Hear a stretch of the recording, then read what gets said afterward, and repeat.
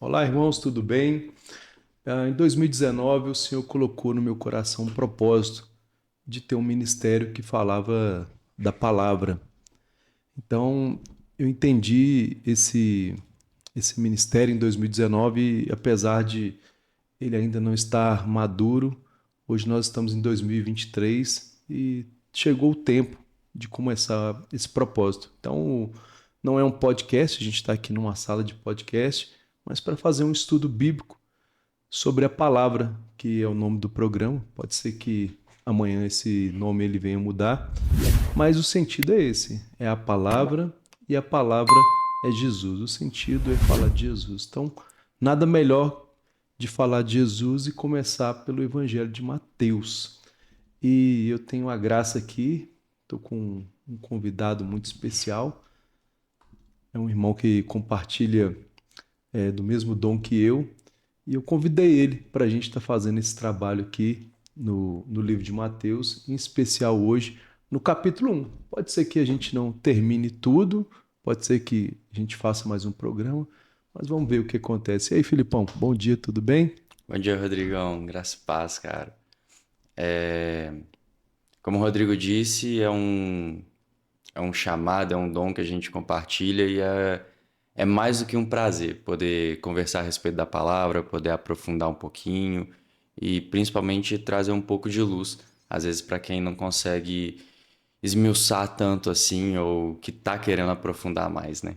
É verdade. E a gente também quer que nesse programa aí, o que os irmãos puderem acrescentar, escrevendo é, embaixo dos comentários, vai ser muito válido, porque Paulo vai dizer na sua carta aos Coríntios, capítulo 13, que a nossa profecia ela é parcial, ou seja, nenhum de nós tem a totalidade da palavra. Mas a gente, nesse tempo aqui, a gente quer cooperar com aquilo que a gente já alcançou do Senhor. E eu tenho certeza que eu tenho algo, o Felipe tem algo, e a gente tem que caminhar de acordo com aquilo que a gente alcançou. E é válido que você comente aqui embaixo, que você acrescente mais nesse estudo. A ideia desse estudo é virar também um PDF, onde a gente possa estar disparando esse PDF aí para todo mundo, para facilitar o estudo das escolas bíblicas, das pregações, enfim, que venha a ser um material acessível, mesmo porque os comentários bíblicos, o Felipe, eles são tem comentário de 60, de 50, de R$ 150. Então a gente vai tentar aqui trazer também aquilo que o Senhor nos trouxe Sim. no livro de Mateus. Bora lá então? Bora começar. Bora. Felipe, o livro de Mateus, ele fala. Qual que é o tema central desse livro? Esse livro fala a respeito de quê?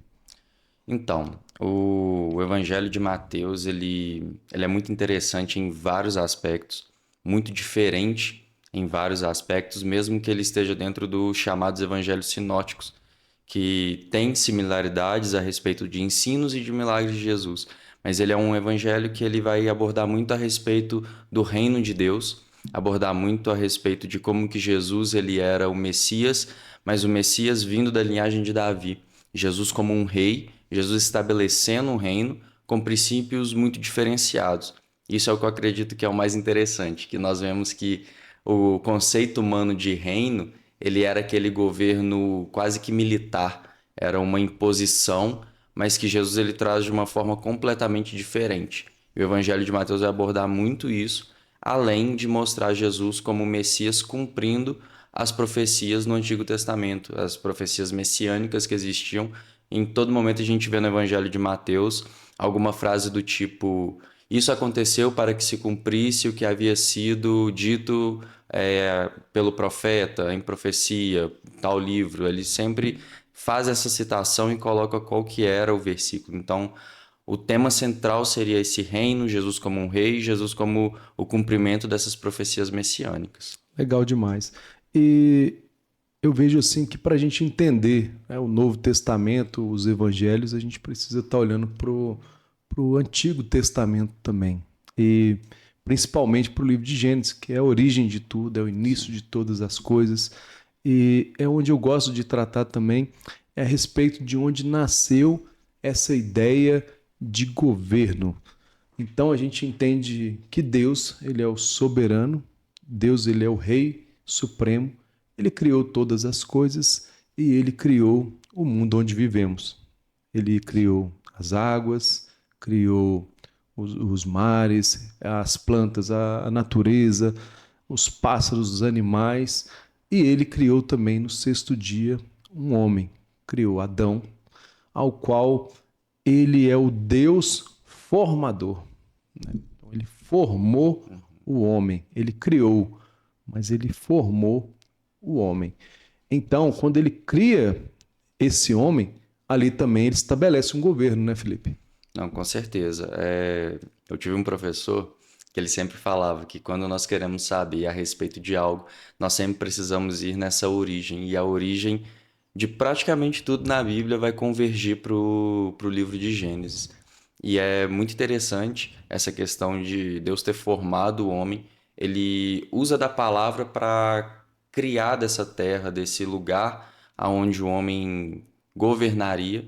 Na hora que ele chega no homem, ele forma o homem, ele coloca como se fosse as mãos na massa, forma, e Gênesis, se eu não me engano, 1:26, ele entrega o domínio da criação nas mãos do homem. Domínio sobre toda ave no céu, sobre todo animal na terra, domínio sobre os peixes, sobre os mares, sobre vegetação, domínio sobre tudo, mas não um domínio, também mais uma vez, reforçando, na ideia muito que nós temos hoje, mas um domínio aonde era como gerir, um bom administrador daquilo que Deus havia feito e confiado a ele. Um governo um pouquinho diferente da ideia que nós temos hoje, né? Que não é algo abusivo, não é algo imposto, mas algo muito bem gerido, muito bem administrado. Então Deus com toda a autoridade, ele chega para o homem e dá autoridade. Então, a autoridade do governo de Deus para exercer um papel. Sim. Então, isso que é interessante, sabe? Eu fiquei assim fascinado com a revelação que Deus trouxe para mim. Como eu falei, a revelação já está toda na Bíblia. A gente que tem só uma parcela, uma parte dessa profecia, dessa mensagem. Mas incrível que em Efésios 2 vai falar que nós já temos todas as coisas em Jesus Cristo. Acho que você conhece bem esse capítulo, não é isso que fala? Não, conheço. Assim, Efésios é um livro muito interessante. Quando a gente pega o versículo 1, Paulo ele já começa com Bendito seja o Deus e Pai do nosso Senhor Jesus Cristo, no qual nos abençoou com toda a sorte de bênçãos espirituais nas regiões celestiais. No capítulo 1 ele já começa explorando tudo isso. E quando chega no capítulo 2 ele vai falar sobre como nós éramos, aonde nós estamos hoje. Antes éramos filhos da ira, completamente perdidos, e hoje nós temos, isso foi reestabelecido ao homem, essa autoridade, esse governo, esse domínio que ele nos concedeu mais uma vez. Exatamente. Então, quando começa esse mundo, Deus formou esse homem, colocou, ele deu ele autoridade para cultivar e para guardar. Então, a ideia de trabalho, às vezes, é uma ideia pesada, penosa, mas quando Deus cria o homem ao sexto dia, ao sétimo, ele cria ali aquele descanso, ele significa desfrutar no hebraico, ou seja, admirar, olhar toda a sua obra. Não é que Deus estava cansado e foi descansar, mas era para o homem desfrutar. E aí é muito interessante que esse homem, ele pega esse governo que ele tem na mão, mas ele está dentro de um reino. Ele tem uma autoridade, ele tem um governo superior que é Deus, e ele dentro de um reino existe também leis. Então o reino ele tem um local, ele tem um rei e tem as leis do reino. Os brasileiros às vezes a gente não sabe muito disso, né? Aqui tem a Constituição, acho que vários países, mas todo reinado tem o rei, tem os súditos, que somos nós, que são servos. Sim. No conceito de governo, de rei. Eu até vejo essa confusão, o pessoal fala, não, eu sou filho de Deus. Não, eu não sou servo, agora eu sou filho. Não, mas é o tipo de linguagem que Deus quer tratar. Então, Deus, ele é pai, mas ele também, ele é rei. Então, um filho, ele, além dele ser filho, se o seu pai for rei, ele também tem que andar de acordo com as leis do pai. E o pai deu lei para o filho, né? Qual a lei mais clara que a gente vê esse Deus dando ali no Éden para o homem?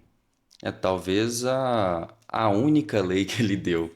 Isso que é o mais incrível, que quando Deus entrega tudo a Adão, ele só determina uma coisa: não coma da árvore do conhecimento do bem e do mal. Tinha ali a árvore da vida, que Deus não colocou nenhuma restrição, que o homem poderia e deveria se alimentar, mas ele coloca só uma coisa, um ponto.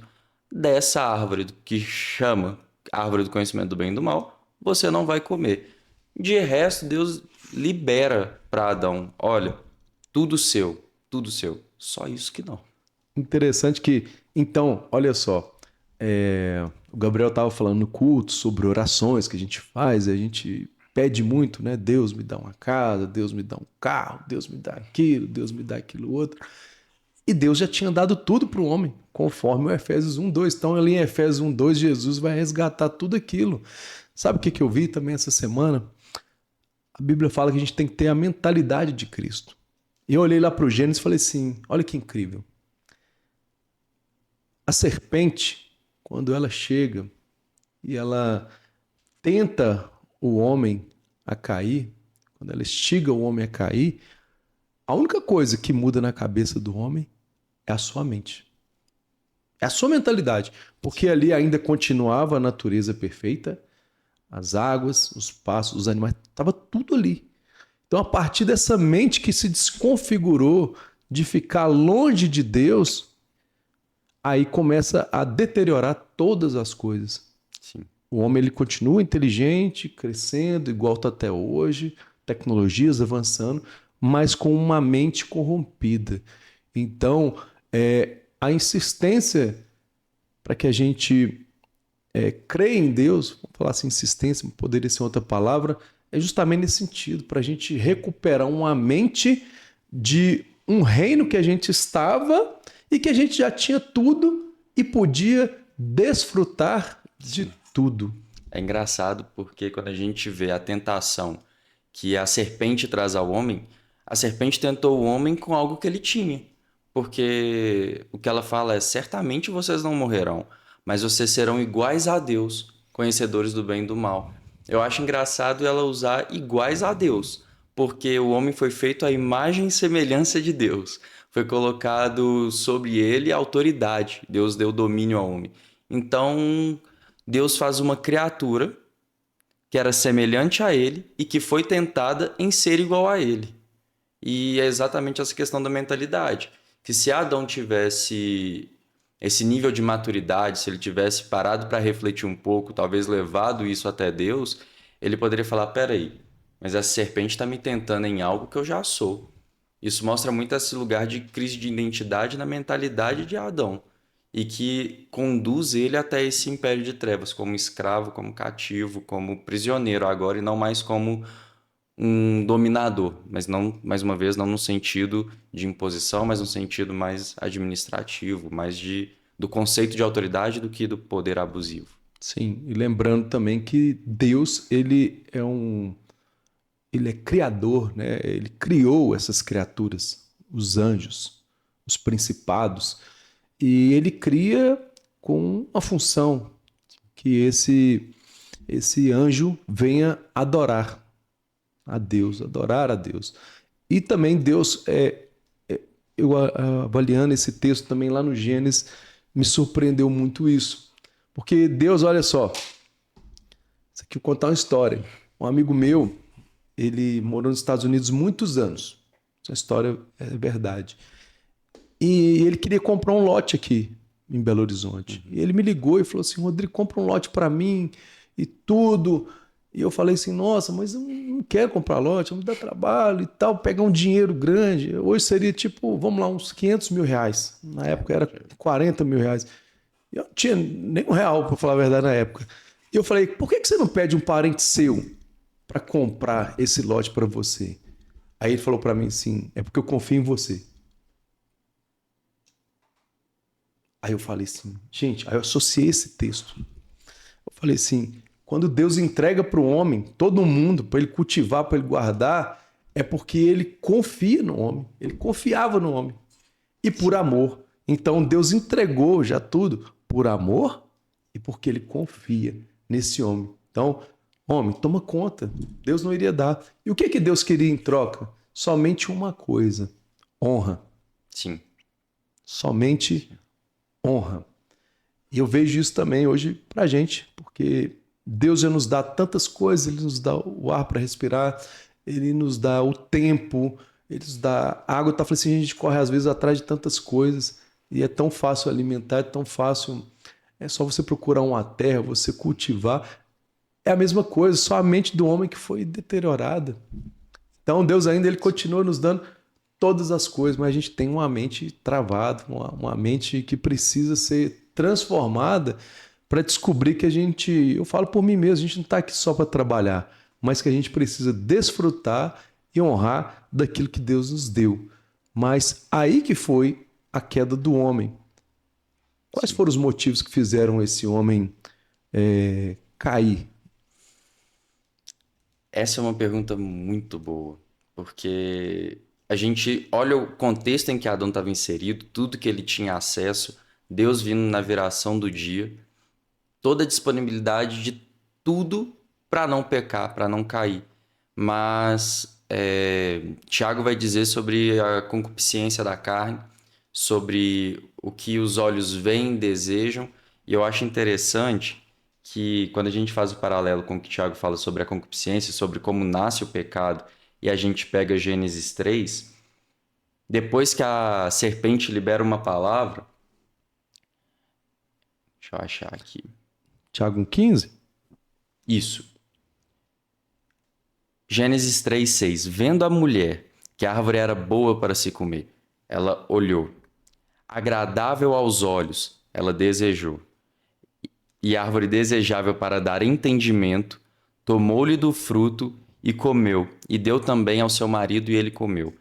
É um lugar de que ela foi tentada pelo que ela viu, ela foi envolvida por aquilo, por um desejo que nasceu no seu coração. Mas nós vemos também que é muito parecido com a queda de Lúcifer, a questão do orgulho, a questão de querer ser mais, porque ela desejou, o ser humano, ele deseja nesse momento ser igual a Deus, que foi exatamente o que Lúcifer queria, queria buscar essa adoração, queria buscar esse cargo, queria buscar esse trono, e foi no mesmo lugar onde o homem caiu. Vem pela incredulidade também. A gente vê que é um Sim. somatório de Uau, coisas. A gente vê que chega pela incredulidade também, isso. aonde Eva e Adão agora escolhem eles tinham duas palavras, eles receberam duas palavras. A primeira, de toda a árvore do jardim podem comer, mas da árvore do fruto do conhecimento do bem e do mal, dela vocês não vão comer.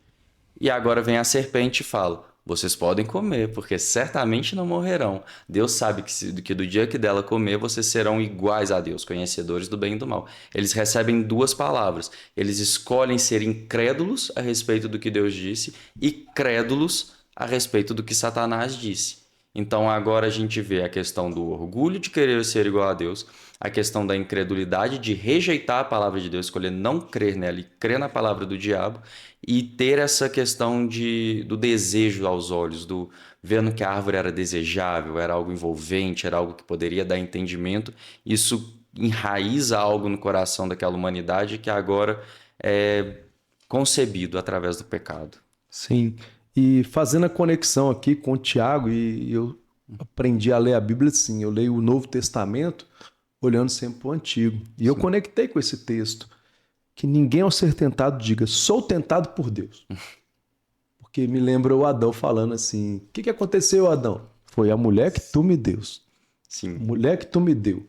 Ou seja, ele está transferindo para Deus o quê? Eu fui tentado por algo que você me deu. Uhum. E aí Tiago vai falar, ninguém ao ser tentado diga, sou tentado por Deus, porque Deus não pode ser tentado pelo mal e ele mesmo não tenta ninguém. Ao contrário, cada um é tentado pela sua própria cobiça. Cobiça. Então esse motivo de cobiça, esse motivo de orgulho, soberba e um desejo próprio. Que ali no Gênesis vai ser a primeira menção de idolatria. Sim. O que é idolatria? É o desejo próprio. Então, o que é um ídolo? É algo que eu crio. Sim. O ídolo sou eu que crio. Cadê os ídolos? Cadê? Cadê Diana de Corinto, de Éfeso, né? Jefferson.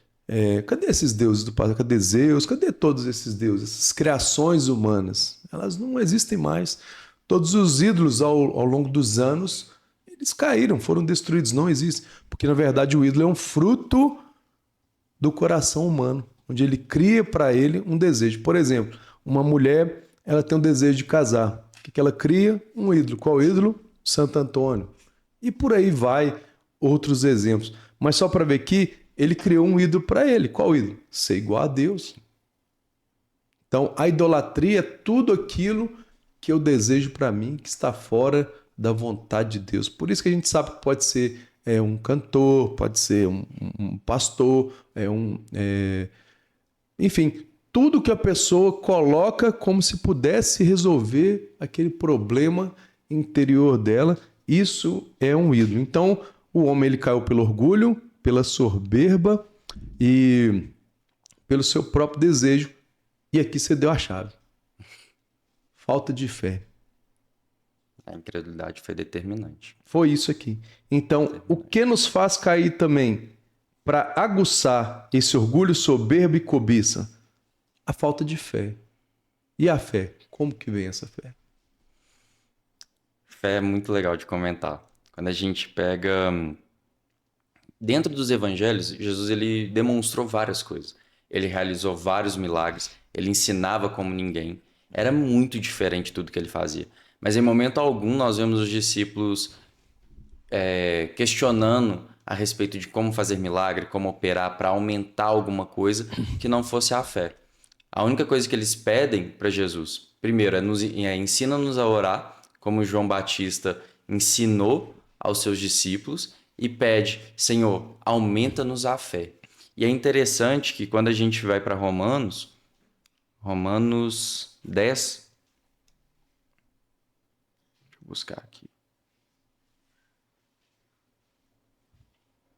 E a fé vem pelo ouvir, né? Exatamente. Romanos vai dizer que... Não tô achando. No capítulo 10, 10, aonde fala que... a Só para fé vem encurtar. pelo ouvir e ouvir a palavra de Deus. Que a fé ela é gerada através desse falar e do acreditar, de confiar naquilo que Deus tem trago a nós. Então, a fé, e eu acho também muito interessante que no Antigo Testamento, no hebraico, não existia um conceito abstrato das coisas. E fé muitas vezes é abstrato. E emuná, que é a palavra hebraica para fé, ela quer dizer exatamente fidelidade, confiança, constância, que tudo mostrando muito uma simbologia de que eu preciso confiar naquele que tem me chamado, confiar naquele que tem me dito. E se a fé vem por ouvir e ouvir a palavra de Deus, ela permanece, assim como o Tiago disse, que a fé sem obras é morta. Então, como que eu faço a minha fé aumentar? Como que eu faço a manutenção da minha fé? Como que eu consolido a minha fé? Através da palavra de Deus. Eu confio naquilo que está escrito, eu confio naquilo que eu tenho recebido e eu coloco em prática para trazer tanto a semente da fé quanto para fazer ela consolidar. Muito parecido com um grão de mostarda, que mesmo que ele é muito pequeno, ele é o maior dos arbustos ao ponto dos pássaros virem e conseguirem fazer ninho. Mesmo que ela comece como algo muito pequeno, através dessa manutenção, através da prática... Obrigado, Igor. Através da prática eu faço com que ela não só nasça no meu coração, mas como que ela se edifique, que ela se consolide, para chegar num ponto de que quando a serpente vier me tentar com algo, eu tenha uma bagagem, eu tenha algo dentro de mim para conseguir fazer como Jesus no deserto. Se és o Filho de Deus, transforma essa pedra em pães. Está escrito, nem só de pão viverá o homem. Prostra-me e adora-me. Prestarás adoração somente ao Senhor teu Deus. Se joga daqui porque os anjos vão te pegar. Não tentarás o Senhor seu Deus. E Jesus ele pega a palavra de Deus e usa como um argumento, como um contra-argumento em cima daquilo que Satanás estava liberando para a vida dele. Exatamente como deixando um exemplo para nós, exatamente como nós precisamos fazer hoje, se quisermos resistir à tentação da mesma forma. Porque a tentação ela sempre vai continuar. Então, fé tem essa questão de firmeza, de acreditar. Então, olha que interessante. O homem estava com Deus, escutava Deus, mas já não estava ouvindo a palavra de Deus. Então, é isso que acontece. Muitas pessoas estão, às vezes, na igreja, estão escutando palavras, mas não estão trazendo essa palavra para o coração. Porque crer na Bíblia é igual obedecer. E se a fé vem pelo ouvir a palavra de Deus, e se não tem obediência, não ouviu. Estava com os ouvidos fechados, não quis ouvir, não deu atenção. Nesse conceito aí de reino também, eu vejo a insubordinação, porque não sabe obedecer. Muitas pessoas não gostam de obedecer, não têm interesse de obedecer, são questionadoras, eles têm pavor à obediência. Eles querem criar novas leis. O homem, ele gosta de criar novas leis, novas igrejas, novos ministérios, muito novo de muita coisa que às vezes que nem é Deus ele está falando. Então o diabo ele sempre vai estar nos atentando, porque ele tentou Jesus, ele tentou Adão e ele continua nos tentando.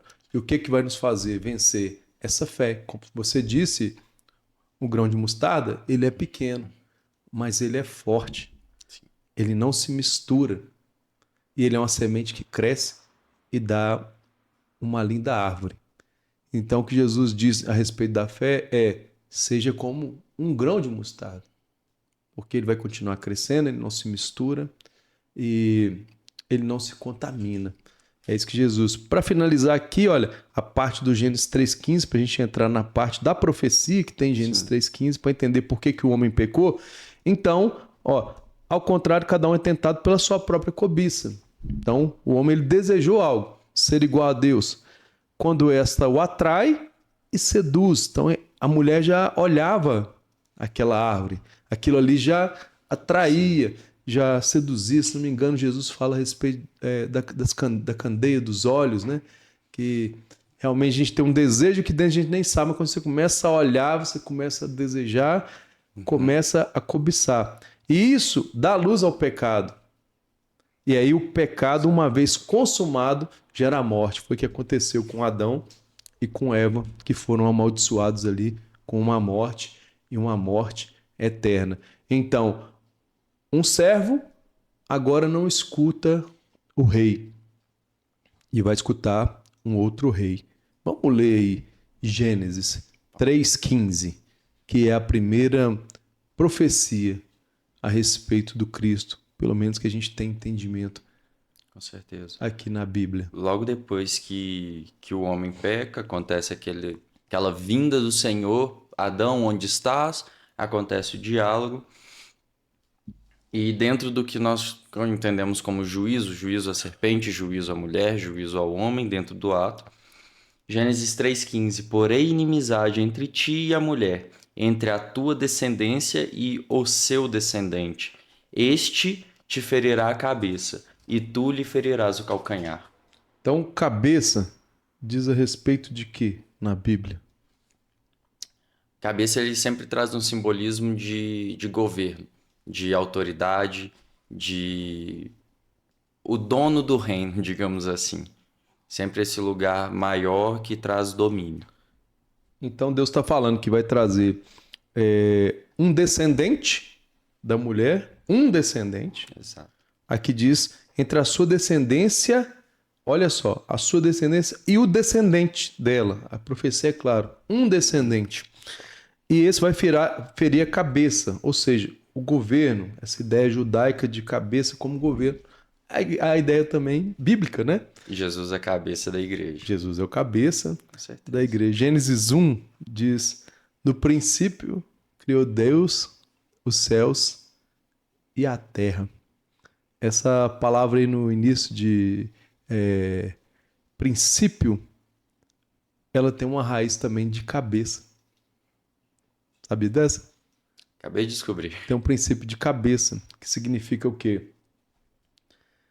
Seria assim, no cabeça criou Deus os céus e a terra. Sensacional. E olha lá no João, o capítulo 1 também, para a gente entender essa ideia de governo. No princípio era o verbo, e o verbo estava com Deus, e o verbo era Deus. No princípio. Essa palavra aí no hebraico é a palavra arquê. que é a que traz essa ideia de cabeça, essa raiz A mesma coisa. A mesma Uau. coisa. Então, João, quando ele começa a escrever João, ele olha lá para o Gênesis e fala assim: olha, ao cabeça. E Colossenses vai falar que nele foram criadas todas as De coisas. todas as coisas Olha como é que o subsistentes. Paulo pensa. Quando ele escreve Colossenses, ele não escreve do nada. Então, olhando lá e tá vendo que é o cabeça, todo o conceito, que pra gente não, a gente não entende, porque a gente faz parte de outra cultura, mas no governo. O governo de Deus, o governo de Cristo, do Espírito Santo, foram criadas todas as coisas. Então existe um governo que rege o mundo, mas agora tem um outro governo também, que é o governo da serpente, que vai confrontar com outro governo de Deus, apesar de que não faz frente a Deus, mas como diz aqui, vai ferir o calcanhar do descendente da mulher. E essa ideia de calcanhar, de ferir o calcanhar, tem a ver com perseguição. Tem a ver com essa perseguição contra os filhos de Deus, contra ao Filho de Deus, que é uma perseguição que ela existe Sim. até hoje, sempre existiu para aqueles que falam do governo de Deus. Então agora tem o governo da serpente. E como é esse governo da serpente ao longo das passagens bíblicas, hoje? Como que é esse governo? Eu acho que esse governo é mais fácil para o ser humano entender. Afinal de contas, foi o que nós passamos a ser habituados, é o que nós vimos ao longo da história humana, é aquilo que nós estudamos na escola muitas vezes, quando olhamos para o passado. Às vezes, nem um passado tão longo a gente vê a formação dos países e como funcionava, e até mesmo num sentido mais micro, dentro de famílias, dentro de outros contextos. Mas é muito interessante quando em João ele vai escrever a respeito de um dos ensinos de Jesus e ele vai dizer que o ladrão vem para roubar, matar e destruir.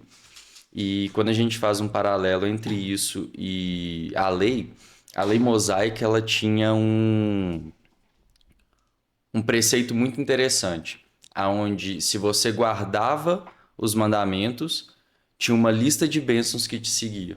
Mas quando você quebrava, tinha uma lista de maldições que te seguia. E quando a gente vai pegar o governo da serpente, era um governo extremamente autoritário, um governo, é um império de trevas. Eu acho que a O melhor Egito. é é perfeito a definição que Paulo coloca como império de trevas e a simbologia que nós temos em Êxodo de Faraó como a figura de Satanás e o governo do Egito como esse império de trevas. Império das Trevas. Sempre colocando essa opressão em cima daqueles que queriam adorar a Deus, aumenta o trabalho, toma as posses, escraviza, coloca bem no sentido de realmente eu vou te roubar, te matar e te destruir, para que o meu império permaneça e se fortifique. Essa é muito a ideia agora desse império que Satanás está construindo, desse governo que ele quer colocar em cima do homem. E nós vemos também, dessa mesma forma, nesse mesmo preceito, que agora a terra vai produzir, quando Deus ele coloca alguns dos juízos, a terra agora produz espinhos, produz erva daninha, produz praga. Agora a mulher ao dar à luz, a dor de parto seria multiplicada. Então, quando a gente pega também dentro dessa maldição da lei, a gente pode resumir a maldição da lei em praticamente morte, enfermidade e miséria. Era basicamente o que isso, dentro de outras coisas exploradas, porque às vezes tinha morte de gado, tinha coisa, mas centralizava muito nesse sentido. Então era um império que sempre também queria te trazer o mal, trazer um dano à sua vida, trazer um dano à sua propriedade, aquilo que você tinha, trazer um dano à sua família, sempre no sentido opressor, no sentido dominador, Dominador. que é o que mais pega para mim, É isso aí. é o modo que ele colocou de muita maldade. E é o que a gente vê escalando numa forma gigantesca, principalmente nos tempos de Noé. Entre a história de Caim e Abel até Noé, a maldade se multiplicou ao ponto de que só tinha um justo. Então a gente vê como que a influência desse império, como o agir desse império foi agressivo e é agressivo até hoje. Às vezes, agora por estarmos habituados, acostumados, ele é mais sutil, mas não menos agressivo, não menos influente, só mais sutil. tentando passar cada vez mais desapercebido aos olhos humanos. Então, olha, quando o homem cai, a primeira coisa que acontece depois é um assassinato. E ele já se divide. Os dois tipos de servos, dois tipos de reino. Um servo Caim e outro servo Abel. Então a gente tem um assassinato. Depois a gente vê um homem chamado Lameque possuindo duas esposas. Aí agora já quebrando todo esse conceito de homem e mulher, uma só carne. Então agora o Lameque ele tem duas esposas. A gente vê na Babilônia também o homem tentando edificar as coisas. E eu estava lendo a respeito da cultura judaica. Deus ele nunca quis criar fortalezas, edifícios, mas tudo de Deus é construído a partir da sua palavra. Então, a edificação de Deus para o homem sempre foi através da sua palavra. E você vê, falou de domínio. Esse reino das trevas ele tem essa característica de querer dominar. São homens dominando homens, homens querendo governar homens, impondo as coisas. É algo que a gente tem que tomar muito cuidado. Até na igreja também, muitos líderes que querem dominar pessoas, governar pessoas, e nós não fomos chamados para governar ninguém. Isso é uma característica do império das trevas, e o outro reino é o reino do Filho do seu amor. Então, é claro que a gente tem. E olha que interessante, falando a respeito de reino das trevas e reino de Deus. Os filhos de Deus vão se reunir com os filhos dos homens agora e vão começar a se misturar. Daí vem toda aquela ideia de não vos mistureis, não case, não tenha um julgo desigual de fé, porque isso é mistura de reino de Deus com reino de trevas, de filho de Deus com filho das trevas. Como é difícil um homem de fé casar com uma mulher que não tem fé, ou vice-versa. Tem muitos casos que, com a misericórdia e a graça de Deus, esse homem vem a se converter, essa mulher vem a se converter, mas são muito maiores os casos de uma mulher cristã que escolhe casar com um homem não cristão e vive toda uma vida convivendo com uma pessoa que tem um jugo de fé diferente dela. E isso aí é muito ruim, tanto para a pessoa quanto para a família. Mas Deus ele sempre age com misericórdia e tudo. Mas essa profecia, ó, já vi que a gente deu só a pequena introdução desse Gênesis aí, Igor. Tá puxado aqui, dá pra gente conversar um ano aqui, hein? Deus é bom. Mas voltando no Gênesis 3,15, é isso. Aqui agora vai ter uma profecia apontando para o futuro e falando de uma redenção do ser humano e do governo. Até começando então a fazer um link dessas profecias com o que temos em Mateus 1, Jesus como um filho do homem. A gente pega um pouquinho dentro do que é o Evangelho de Mateus, agora fazendo esse link maior. É o plano e o projeto de Deus. O ser humano pisou em falso, Deus já tinha um plano pré-estabelecido. Eu acho linda a passagem que fala que o Cordeiro ele foi morto antes da fundação do mundo. Deus já havia preparado Jesus, já estava com o plano pronto. Ah, Felipe, mas então Deus já estava querendo que o homem pecasse? Não. Mas ele, como conhecedor de todas as coisas, sabia o plano e sabia o traçado, sabia o caminho, a direção para onde o homem acabaria indo. E tudo já estava preparado. O homem pisa em falso, já vem a primeira profecia. Colocarei inimizade entre ti e o descendente dela. Este ferirá a cabeça e ela ferirá o calcanhar. Já vem a primeira profecia e começa todo o plano de redenção, aonde agora vai passar de Adão e Eva por Sete, vai ter as várias descendências, vem Enoque, vem Enos, vem Matusalém, vem até que chega em Noé. De Noé agora continua essa descendência, todo um plano e um projeto para Deus chegar a Abraão. antes vem Sem, Vem Sem, vem... Can e Jafé. Vamos abrir aqui. Noé tem Sem, Can e Jafé. E já aponta que a descendência de Sem é onde está esse descendente. Da raiz da semente. Olha que fantástico isso aqui. Vem de Sem e Deus já está apontando para essa semente. Já está apontando. Vai vir do descendente da mulher. Então a gente falou dos filhos criados, que são os anjos. A gente falou do filho formado, que foi Adão. Agora a gente vem falar do filho gerado. O filho gerado, que é Jesus. Ou seja, o plano de redenção vai vir, fala em Salmos e em Hebreus também, que Deus vai gerar Jesus. De ontem para hoje eu fiquei pensando, tinha que ser Deus, porque quando esse homem cai, essa matriz agora está contaminada. Ou seja, aonde está a contaminação do homem que vai seguindo o erro? Está no sêmen do homem.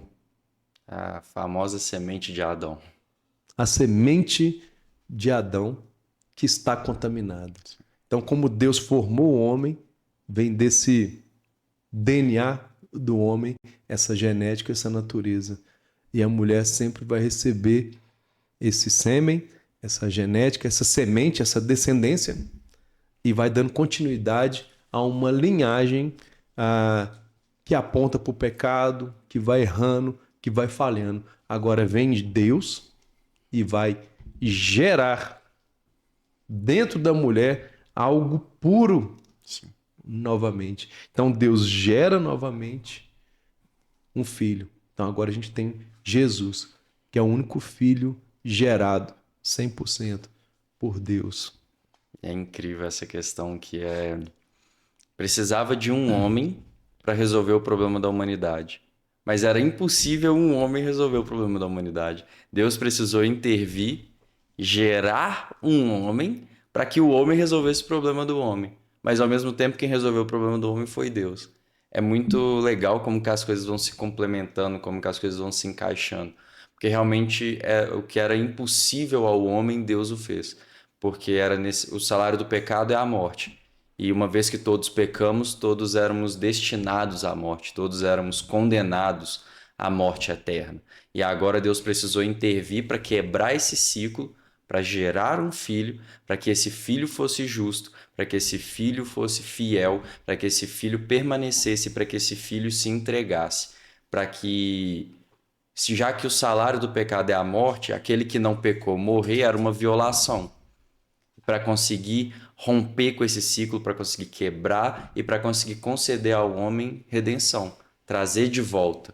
Redimir fala muito dessa questão de limpar, dessa questão de resgatar de uma escravidão, de trazer a liberdade, de comprar aquele que é escravo, mas não tratá-lo como escravo, tratá-lo como filho. É exatamente o que Deus faz. Ele gera agora Jesus, porque precisava de um homem, mas ao mesmo tempo com uma intervenção divina. Céus e terra alinhados e conversando a mesma língua, a mesma sintonia, para que pudesse vir alguém que salvasse o homem, que estendesse a mão e que tirasse desse lamaçal, que tirasse desse império de trevas, que rompesse com tudo isso e que destronasse agora esse reino de Satanás, que quebrasse agora essa autoridade que ele tinha. Então essa semente, esse descendente da mulher, para a gente ir para o final desse programa aqui, a gente identificou que ele é Jesus, né? É o 100% Deus e o 100% homem. Então foi necessário isso aí que você falou. E é muito legal aquela passagem onde Jesus fala da semente. Comenta ela aí para nós. Seu grão de trigo. João 10. O dia que eu li isso, eu caí para trás quando eu entendi. Falei, meu Deus, tá escrito que não. Legal que aí quando você entende, você vai falando com as outras pessoas. O que você tá falando aí? Não, Eu não sei, viu um negócio aqui, eu tenho que entender mais. Porque, já que estamos no final, deixa eu ir parafraseando, que é melhor. Jesus ele chega até Jerusalém agora e sobem alguns gregos. E os gregos chegam até os discípulos e falam: Nós queremos conversar com Jesus. Eles conversam algo que na Bíblia não é narrado. Existem algumas tradições que comentam alguma coisa, mas nada disso é cravado. Mas o que a Bíblia fala é que Jesus fala: Agora minha alma está muito angustiada. E aí ele vem com uma aula do que ele precisava fazer.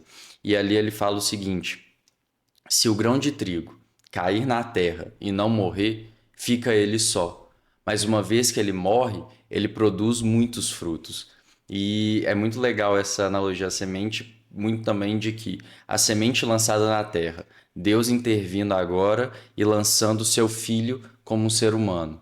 E ele morrendo, porque se ele vem até nós, se ele vem nessa terra e ele não morre, ele não dá a sua vida, fica ele só. Seria o unigênito do Pai, não o primogênito. Mas uma vez que essa semente é lançada na terra e ela morre, ela produz muitos frutos. Isso é incrível, porque nós somos os frutos. E agora vem novamente um filho de Deus, aliás, o filho de Deus, para resolver a questão do pecado. Então, o pecado ele nasce pela desobediência, mas ele é curado pela obediência. Agora vem o filho, o servo, e dizer: eu estou fazendo a vontade do meu pai. Eu estou aqui para obedecer a vontade do meu pai. E por mais dura que seja a vontade do meu pai, que quer que eu morra, que quer que eu dê minha vida, que quer que eu perdi a minha glória no céu e me encarnei aqui na terra como homem, nascendo de uma mulher, nascendo de uma virgem, para resgatar toda essa humanidade, foi por amor. E eu vou viver uma vida e eu vou entregar essa vida porque eu amo o homem, porque eu amo primeiro a Deus. Essa questão de obediência é tão incrível, mas tão incrível, que Jesus ele deixa muito claro. Eu vim não para fazer a minha vontade, mas para fazer a vontade daquele que me enviou. Se ele deixa isso muito claro, é porque ele tinha outra vontade, uma vontade diferente do Pai. Quando a gente vê no Getsemane, ele fala exatamente isso. Pai, se possível, afasta de mim esse cálice. Contudo, que não seja feita a minha vontade, mas a sua vontade. E isso deixa uma lição muito importante para nós. Mas eu acho assim, muito importante, muito importante. Muitas vezes a nossa vontade não vai estar alinhada com a vontade de Deus. Muitas vezes a minha vontade natural não vai ser a mesma vontade do meu Pai Celestial. Mas aí é uma coisa que Jesus também deixou como ensinamento sobre murmuração, sobre ficar reclamando, sobre ficar falando todo, não, mas eu queria estar fazendo isso, mas Deus me mandou vir para cá. Em momento nenhum Jesus fez questão de explicar para ninguém qual era a vontade dele, não. Ele só fez questão de falar o seguinte: eu não vim para fazer a minha vontade, mas a vontade daquele que me enviou. Submetendo tudo que ele tinha, todas as suas vontades, todos os seus desejos, tudo que era natural e tudo que nós temos hoje, à vontade de Deus. E é exatamente o caminho da obediência onde ele fala: se vocês me amam, vocês vão guardar os meus mandamentos. Aquele que me ama é aquele que me obedece. É aquele que escuta o que eu tenho para falar, aquele que coloca em prática e aquele que coloca a sua vontade abaixo da minha vontade. Aquele que coloca a sua vontade submissa à vontade de Deus. Mas isso só é possível através do que a gente tinha comentado lá no comecinho, através de transformar a mentalidade, que foi aonde Adão e Eva caíram e é onde hoje nós podemos ganhar. Em transformar, em renovar, em trazer essa mentalidade celestial, essa mentalidade espiritual, essa mentalidade de Cristo para a minha vida hoje. Sim. E lembrando aqui que a vontade não seja feita a minha vontade, a teologia entende, eu acredito também, que a vontade de Jesus era não perder a conexão com o Pai, Sim, porque ele sabia que isso iria acontecer. Então, não é que concordo. Jesus ele queria pecar, porque ele não iria Isso. pecar, mas é que ele queria ficar com o Pai o tempo inteiro. Ou seja, ele ia perder um tempo de conexão com o Pai, de oração, de servir e tal, e ele deixa essa vontade, porque a vontade de Deus era que o grão de trigo caísse na terra, morresse e que gerasse muito fruto. Olha que interessante. Parece uma coisa boa, eu quero ficar com Deus, mas Deus tem outra vontade para o filho, morra. E essa Exatamente. é a mesma vontade de Deus para nós, que a gente venha morrer todos os dias, que a gente pegue a nossa cruz. Esse é o maior confronto que existe para o Evangelho. Pegar a nossa cruz, pegar o nosso desejo e esmiuçar na cruz. O único jeito da gente obedecer o Pai é morrendo, Filipão. É o único jeito. Com E aí, o que certeza. que você gostou aí desse primeiro dia? Essa introdução? De tudo. Foi sensacional. Conseguimos explorar várias coisas e mostra como que mesmo uma introdução é tão profunda. Ela traz uma base muito boa, porque afinal de contas, os evangelhos eles foram escritos para um determinado grupo de pessoas. E esse determinado grupo de pessoas já tinha ali a sua cultura, já tinha os seus preceitos, já tinham alguns ensinos, já tinham alguma bagagem. Então, nós colocarmos isso às claras para a gente conseguir avançar e conseguir realmente pegar todos esses pontos é muito importante. A gente coloca, estabelece primeiro esses pilares do que é reino, de como o homem chegou aonde estava, do porquê era necessário um Cristo, porque era necessário um Salvador, alguém agora para ser Senhor também, mostrar o que estava sendo resgatado. Acho que isso é de suma importância para a gente conseguir fazer essa nuvem, para a gente adentrar, para a gente conseguir esmiuçar e para Entrar avançar. no capítulo 1, que a gente ainda nem entrou Nossa, ainda, mas é muita graça de Deus, eu fico feliz e, como eu falei, que os irmãos possam estar cooperando com a gente com aí certeza. nesse trabalho, que são sementes. Até como você disse, afinal de contas a gente não sabe de tudo, e a gente não vai chegar a saber tudo. Nós sabemos em partes, nós conhecemos em parte, e a parte que um tem, com a parte que o outro tem, com a parte que cada um, cada membro do corpo tem, quando junta tudo, nós alcançamos um pouquinho mais essa plenitude. Amém. Glória a Deus, brigadão aí. Eu que Até agradeço a o convite. próxima. Então, chega o final esse programa de hoje. Vamos dizer, foi um programa onde a gente acrescentou uma outra aquilo que Deus nos entregou. Que Deus possa abençoar a sua vida, a nossa vida. E de uma coisa eu sei, pela palavra de Deus, o único jeito da gente ser transformado, ter uma mentalidade diferente e entrar nesse reino do amor é pela palavra de Deus. Por isso que a gente ama a palavra e a gente quer compartilhar e fazer vocês também participantes desse programa que é a palavra. Eu agradeço aí o Igão, nós chamamos muito, muito obrigado por acordar aí cedinho para estar cooperando com o reino de Deus, na verdade. Que Deus abençoe todos vocês e até o próximo programa.